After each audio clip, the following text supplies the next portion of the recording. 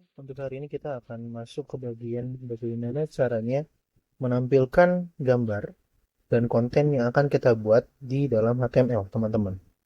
Oke, kemarin kita sudah menginstal live server ya, teman-teman. Ya, logonya seperti ini. Nah, yang 5 ini. Lalu kalian klik live servernya dan pastikan kalian ambil browser kalian. Kalau di MacBook kalian bisa di split ataupun digabungkan ya antara di sebelah kirinya decoding dan di sebelah kanan ada hasilnya. Dan di Windows lebih gampang, kamu bisa buka dulu VS Code-nya, habis itu diklik live server, nanti muncul browsernya, itu kamu tinggal klik Windows tambah kanan, terus yang VS Code-nya Windows tambah kiri. Oke, jadi di sini ada teks yang kita akan kerjakan ya teman-teman. Di sini kita klik aja home-nya. Nah, kemarin kita sudah sempat membuat yang namanya headings dan paragraf. Lalu sempat juga saya mention bagaimana caranya mengedit paragraf. Lalu selanjutnya adalah bagaimana caranya kita mengisi konten seperti link ataupun gambar ataupun video. Nah, di sini kalian bisa ambil URL-nya ataupun image-nya itu tidak harus posisinya lokal. Kamu juga bisa ambil gambar posisinya dengan online. Contoh misalkan saya mau ambil image. Nah, di sini image di dalam HTML terbentuknya dengan tag image, terus ada source-nya di sini, dan di sini ada alternatif. Nah, source ini kita bisa ambil lokal tadi yang saya bilang, dan pastikan lokalnya itu dalam satu folder konten. Apakah bisa kita ambil di galerinya langsung? Kalau di Windows tuh ada ya photos, terus kalau misalnya di Mac pun juga ada yang namanya galeri. Apakah bisa? Bisa. Tapi URL-nya jadi panjang. Kita harus dulu ke local disk, habis itu cari yang namanya picture, terus juga kita cari picture mana yang kita mau. Nanti makin panjang. Tapi kalau misalnya di sini, saran saya masukin dulu gambarnya di sini, di folder ini. Nah, itu cara lokal. Tapi kalau cara yang pakai online, kalian bisa cari dulu di Google. Misalkan kita mau keluarin, misalkan gambar HTML ya, logo HTML di sini. Cari logo HTML, di sini ada banyaknya logo HTML-nya. Kalian bisa klik dulu. Pastikan klik dulu ya, jangan di Google-nya ini. Kenapa? Karena source-nya pasti akan banyak. Nah, misalkan kita mau ambil yang dari Google dulu. Terus kalau kita ambil copy image address atau enggak copy link address. Kita pilihnya copy image address, bukan copy link address. Nah, kalau sudah dipaste di sini. Nah, kalau sudah pastikan linknya ini tidak terlalu panjang, teman-teman. Dan pastikan di sini source-nya ini memang source yang kalian tuju, bukan dari Google-nya. Copy image address. Saya kasih tahu. Nah, ini adalah yang dari Google nih. Dari saya bilang, jangan copy image yang dari Google, tapi copy image yang dari sumbernya. Nah, terus kalau misalnya kita melihat hasilnya tinggal lihat hasilnya aja karena ini live server ya. Dia langsung muncul, langsung ada hasilnya. Nah, lalu ada pertanyaan mungkin bagaimana caranya kita selalu membaca coding yang tertutup oleh Windows. Nah, kalian bisa menggunakan yang namanya view wrap atau enggak word wrap.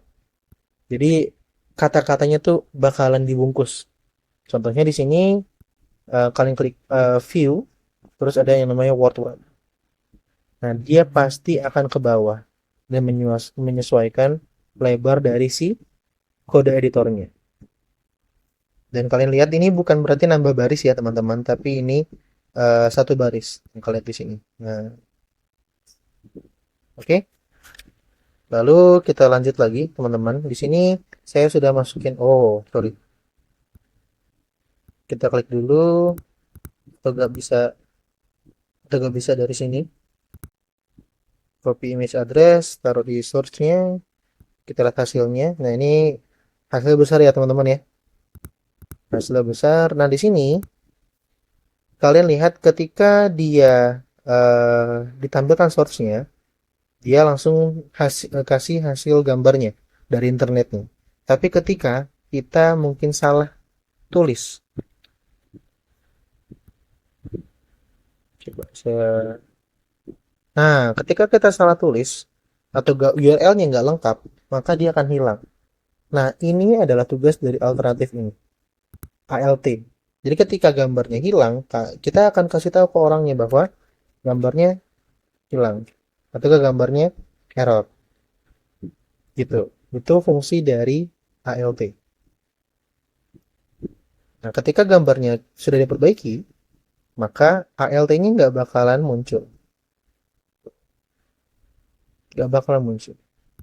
Kalau yang kedua, untuk yang selanjutnya adalah link.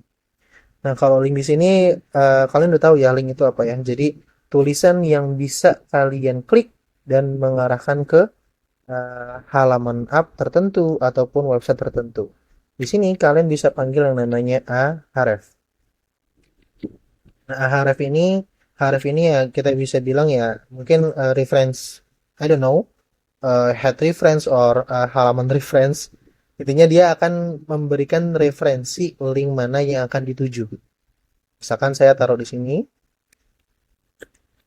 misalkan Instagram. Nah, kita lihat di sini. Nah, di sini di paling bawah ya, teman-teman ya. Di sini ada warnanya ungu ya kan. Terus juga apa? Sebelah kanan pun juga ada tulisannya tuh yang home itu. Saya lihat di sebelah kanan ini kecil banget. Nah, itu artinya kita bisa mengarahkan ke link apa. Di sini ahrefnya kalian bisa ambil, misalkan saya Instagramnya sambil promote juga boleh ya kali ya. Di sini Instagram saya Rabbani Kibar. Nah, jadi setelah saya klik Instagramnya, dia akan mengarahkan ke halaman Instagram. That's it. Nah, terus ada apa lagi? Tag-tag yang ada di HTML ada banyak banget teman-teman.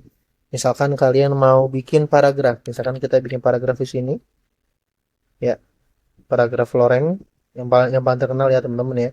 Terus kita mau setelah sheet Ahmed dia mau ke bawah. Apakah di sini kita enter? Tentu tidak. Kita bisa tambahkan yang namanya BR teman-teman. Break. Jadi ke bawah. Tapi ini tidak disarankan ya teman-teman ya. Ini mungkin hanya pengetahuan untuk teman-teman saja. Bagaimana caranya kita mengubah paragraf sesuai yang kita mau. Lalu selanjutnya, misalnya kita mau memberikan garis masing-masing dari konten. Nah, kamu bisa tambahkan yang namanya HR di sini. Oh, muncul ya HR-nya ya. Ada garis. Dan dia ukurannya lebarnya menyesuaikan website yang ada di sini. Oke, selanjutnya nanti kita akan bahas yang namanya lebih lanjut yaitu bagaimana caranya kita membuat landing page yang baik dan benar sesuai kebutuhan kita. And see you next meeting. Bye bye.